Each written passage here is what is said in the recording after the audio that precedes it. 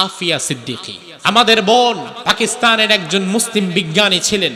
আজ অনেক বছর যাবত আমেরিকার কারাগারে বন্দী আমাদের সেই বোন কোরআনের একজন হাফেজা। তার একটা কিডনি বের করে ফেলা হয়েছে, তার শরীরে পয়জন ঢুকানো হয়েছে, হিংস্র কুকুরের মাঝে তাকে ছেড়ে দেওয়া হয়েছিল, কত শতবার পাশবিকভাবে তাকে করা হয়েছে। ডক্টর আফিয়া সিদ্দিকীকে অত্যাচার করতে করতে তার স্ট্রাকচার পাল্টে ফেলা হয়েছে। কয়েক বছর আগে আফিয়া সিদ্দিকীর বোন প্রথমবারের মতো তার সাথে সাক্ষাৎ করতে পারে। আফিয়া সিদ্দিকীর বোন বলে, আমি আমার বোনকে দেখে চিনতেও পারি নাই, এত পরিমাণ অত্যাচার আর নির্যাতন তাকে করা হয়েছে। তার মাথার চুলগুলো কেটে ফেলা হয়েছে, তার একটা কিডনি বের করে ফেলা হয়েছে, কুকুর দিয়ে তাকে কুড়ানো হয়েছে, শত শতবার তাকে করা হয়েছে। তাকে শুধু বলা হয়েছে, তুমি যদি মুক্তি পেতে চাও কোরআনে কারীমের পৃষ্ঠাগুলো ছিঁড়ে তোমার সামনে ফেলবো, ওই পৃষ্ঠাগুলোতে পা দিয়ে হেঁটে হেঁটে তুমি যদি যেতে পারো তোমাকে আমরা মুক্তি দিয়ে দেব। আমাদের বোন আফিয়া সিদ্দিকী আমেরিকার কারাগারে বলেছিল, কোরআনের উপরে হাঁটার চাইতে মৃত্যুবরণ করা আমার জন্য উত্তম। আমাদের সেই বোন আফিয়া সিদ্দিকী রাতের পর রাত কেঁদেছে আর বলেছে, আল্লাহ আমাকে উদ্ধারের জন্য আরেকজন মোহাম্মদ বিন কাসিম তুমি পাঠাও, তারিক বিন জিয়াদ তুমি পাঠাও, খালিদ বিন ওয়ালিদকে তুমি পাঠাও। আমেরিকার সৈন্যরা প্রতিদিন তাকে দেখে আর ঠাট্টা করে, কি খালিদ বিন ওয়ালিদ আসে না, মোহাম্মদ বিন কাসিম আসে না, তারিক বিন জিয়াদ আসে না? এটা তো একটা ঘটনা বললাম আমি আপনাকে, একজন আফিয়া সিদ্দিকীর ঘটনা বললাম। আমেরিকার কারাগারে এমন মুসলিম আফিয়া সিদ্দিকীর ঘটনা আরো শত শত রয়েছে। ওরা আমাদেরকে মানবতা শেখায়, ওরা আমাদেরকে সভ্যতা শেখায়, অথচ গোটা পৃথিবীর মানবতাকে তারা, গোটা পৃথিবীর মধ্যে অসভ্য বর্বর জাতি হচ্ছে তারা। মানবতা কাকে বলে? যুদ্ধবন্দীদের সাথে রাসূলুল্লাহর কি আচরণ, মানবতার বন্ধু মুহাম্মদুর রাসূলুল্লাহ যুদ্ধবন্দীদের সাথে কি আচরণ করেছেন। মানবতা শিখতে গেলে আমেরিকাকে রাসূলুল্লাহর আদর্শের কাছে ভিক্ষার থালা নিয়ে বসে থাকা লাগবে। মানবতা কাকে বলে এবার দেখেন, রাসূল কি আদর্শ দিয়েছেন। নবম হিজরিতে বনু তাই গোত্রের বিরুদ্ধে রাসূল যুদ্ধ ঘোষণা করলেন। ওই যুদ্ধের সেনাপতি যিনি হলেন তার নাম খালিদ বিন ওয়ালিদ। কি নাম? নাম শুনেছেন?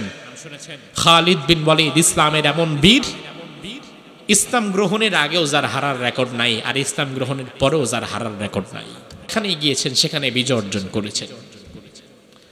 মুতার প্রান্তরে 2 লক্ষ রোমান সৈন্যের বিরুদ্ধে 3000 মুসলিম, 2 লক্ষের বিরুদ্ধে মাত্র 3000 মুসলমানকে নিয়ে খালিদ বিন ওয়ালিদ বিজয় অর্জন করেছে।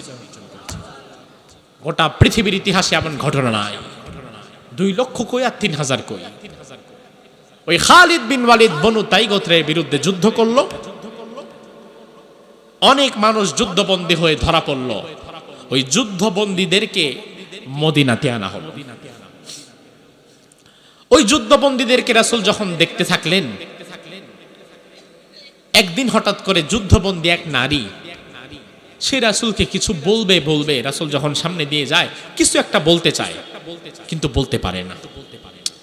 একদিন হঠাৎ রাসূলকে ডেকেই ফেললেন যে, হে আল্লাহর রাসূল একটু শোনেন। রাসূল আসলেন। ওই মহিলা বলল, রাসূল আমি যুদ্ধবন্দী এক নারী, আপনার এখানে এসে ধরা পড়েছি, আমি এখানে থাকতে চাচ্ছি না, আমাকে আমার পরিবারের কাছে যেতে দেন। রাসূল বললেন, তোমার পরিচয় কি? ওই নারী বলল, আমার নাম সাফফানা। কি নাম? কথা বলেন। সাফফানা। তোমার বাবার নাম কি? ওই নারী বলল, আমার বাবার নাম হাতেম তাই। ওই যে বিখ্যাত দানবীরের গল্প শুনেছেন না, বিখ্যাত দানবীর দাতা হাতেম তাই, এই হাতেম তাইয়ের কন্যা হচ্ছে সাফফানা। বলল, আমার বাবা হাতেম তাই, তবে আমার বাবা এখন বেঁচে নাই, আমার ভাই আছে, আমার ভাইয়ের নাম আদি বিন হাতেম, আমি আমার ভাইয়ের কাছে যেতে চাই। রাসূল বলল, সাফফানা একা একা তোমাকে তো আমি ছাড়তে পারবো না, তুমি একজন বিশ্বস্ত গাইড খোঁজো যে তোমাকে তোমার ভাই পর্যন্ত পৌঁছে দিতে পারবে, তাইলে আমি তোমাকে ছেড়ে দেব। কয়েকদিন পরে সাফফানা রাসূলকে ডেকে বলে, রাসূল, আমি একজন গাইড পেয়ে গেছি যে আমাকে আমার ভাইয়ের কাছে নিয়ে যাবে, এবার আমাকে যেতে দেন। রাসূল বলল, এই তোমরা সাফফানাকে নিয়ে আসো। সাফফানার হাত থেকে শিকল টেকল খুলে সাফফানাকে আনা হলো। রাসূল সাল্লাল্লাহু আলাইহি ওয়াসাল্লাম সাফফানাকে মেহমানদারি করালেন। যাওয়ার সময় পথ চলার খাবার এবং খরচ দিয়ে দিলেন।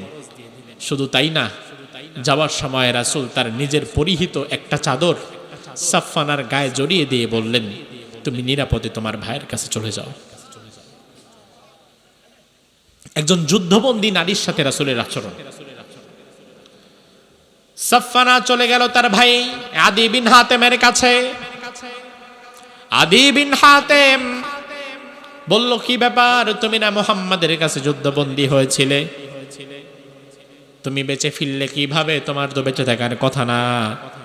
সাফফানা বলল, ভাই রে, মুহাম্মদ সাল্লাল্লাহু আলাইহি ওয়াসাল্লাম এমন একজন মানুষ, তিনি এখনো পর্যন্ত আমার গায়ে একটা ফুলের টোকাও দেন নাই, বরং আমাকে তিনি সম্মানের সাথে তোমার কাছে আসতে দিয়েছেন। শুধু তাই নয়, আমি আসার সময় তার ব্যবহৃত পরিহিত চাদরটাও তিনি আমার গায়ে জড়িয়ে দিয়েছে।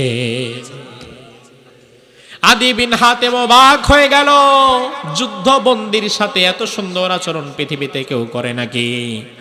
এত সুন্দর আচরণ যুদ্ধবন্দির সাথে যে করতে পারে সে সাধারণ মানুষ না, সে অবশ্যই আখিরি জামানার পয়গম্বর মুহাম্মদুর রাসূলুল্লাহ।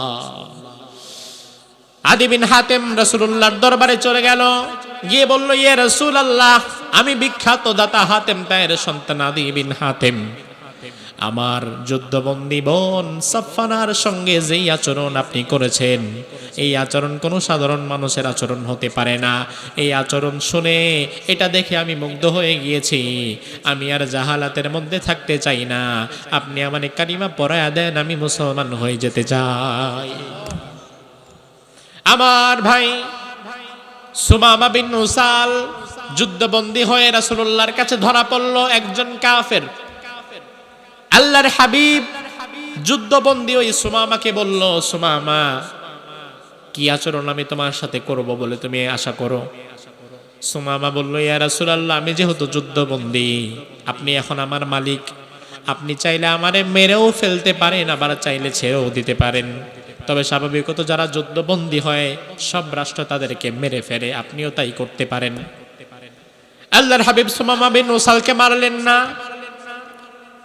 পরদিন রাসূল তার কাছে এসে বললেন, সুমামা, দেখো, এই জীবন তো শেষ নয়, আল্লাহর দরবারে দাঁড়াতে হবে। দুনিয়ার প্রত্যেকটি মানুষকে আল্লাহর দরবারে দাঁড়িয়ে যাওয়া লাগবে, আল্লাহর দরবারে দুনিয়ার হিসাব দেয়া লাগবে।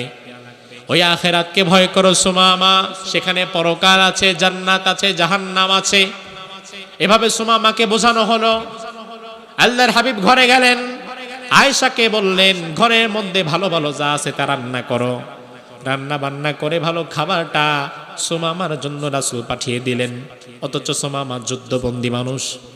সুমামা অবাক হয়ে গেল, কি ব্যাপার, রাসূল দেখি আমার জন্য খাবার রান্না করে পাঠিয়েছেন। এবার পরের দিন আল্লাহর হাবিব আবার সুমামাকে বললেন, সুমামা, নামাজ পড়া লাগবে, নামাজ জান্নাতের চাবি, রোজা রাখা লাগবে, যাকাত দেওয়া লাগবে, ঈমান আনা লাগবে। এই কাজগুলো যদি করো তাহলে তুমি দুনিয়াতেও সফল হবে, আখিরাতেও সফল হবে। এভাবে রাসূল তাকে বোঝালেন। আবার বাড়িতে গেলেন, উটের দুধ দহন করে রাসূল নিজ হাতে সুমামাকে খাওয়ালেন।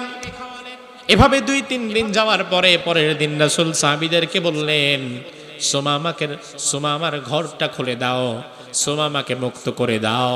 সাহাবীরা ভয় পেয়ে গেলেন, সুমামা অনেক বড় ভয়ঙ্কর কাফের, তার হাত থেকে শিকল খুলে দিলে সুমামা কিন্তু আমাদের সবাইকে মেরে ফেলতে পারে।